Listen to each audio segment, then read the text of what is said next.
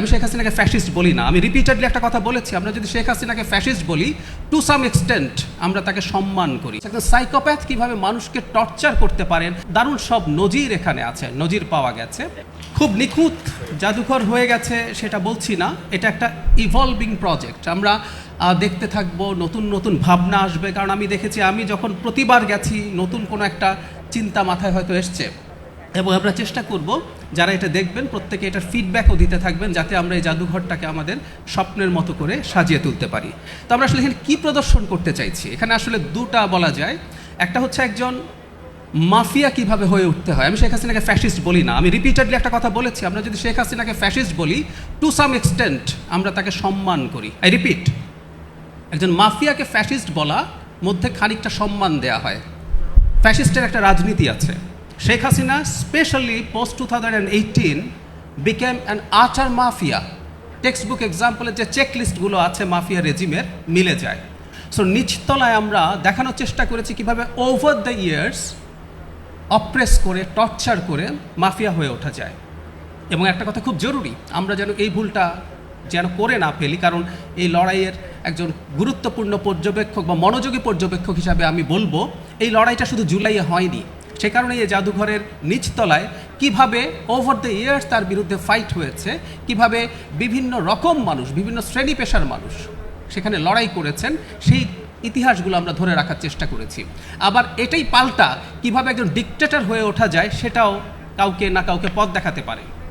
পরবর্তীতে যখন জুলাইয়ের কথা আসলো, আমার 2021 বা 22 সালের একটা বইয়ের কথা মাঝে মাঝে মনে পড়ে, how to stand up to a dictator, Nobel laureate journalist Maria রেজার বই। তো মাঝে মাঝে মনে হয় যে আপনি আসলে ডিকটেটর সম্ভবত দেখেন নাই, ডিকটেটর কাকে বলে এবং তার বিরুদ্ধে কিভাবে ফাইট করতে হয়। একটু আগে যে গানটা, যেটা আমাদের জুলাইয়ের খুবই গুরুত্বপূর্ণ গান হয়ে উঠেছিল, মুক্তির মন্দির সোপানো তলে, ওখানে যে একটা বাক্য আছে, কত তরুণ অরুণ গেল অস্তাচলে। আমাদের অনেক তরুণ সূর্য অস্তাচলে চলে গেছে, তার মাধ্যমে একটা ডিকটেটরের বিরুদ্ধে দাঁড়ানো গেছে এবং তাকে এখান থেকে পতন ঘটিয়ে পালিয়ে যেতে বাধ্য করা হয়েছে।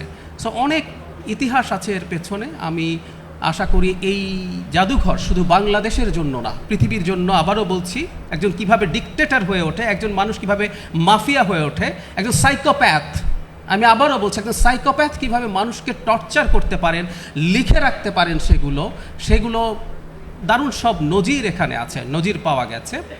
আর একই সাথে আমাদের বীরত্বের গাথা তো থাকবেই। এবং প্রায় আমি একটা কথা বলি, এটা বলেই শেষ করি, বাংলাদেশে আরেকটা জুলাই আপরাইজিং হোক আর চাই না, বাংলাদেশে আরেকজন আবু সাইদ, ওয়াসিম, মুগ্ধ তৈরি হোক চাই না। বাংলাদেশ একটা গণতান্ত্রিক বাংলাদেশ হিসাবে গড়ে উঠতে হবে, আমরা এটা এক্সপেক্ট করি। এবং সেখানে নির্বাচনের মাধ্যমে গণতান্ত্রিক পদ্ধতিতে সরকার পরিবর্তন হবে। প্রতিটি সরকার যেই আসুক না কেন জনগণের কল্যাণের জন্য কাজ করবে, সেটা আমরা নিশ্চিত করতে চাই। এবং আমি নিশ্চিতভাবেই বলতে পারি এই জাদুঘর ভবিষ্যতের রাজনীতিবিদ, সরকার সবার জন্যই একটা চমৎকার এক্সাম্পল তৈরি করবে কেন এই ধরনের রেজিম হওয়া যাবে না। আবারও বলছি, আমাদের শেষ শহীদ হয়েছে কোনো গণতান্ত্রিক আন্দোলনে, এটা যেন হয় ভবিষ্যতের বাংলাদেশে।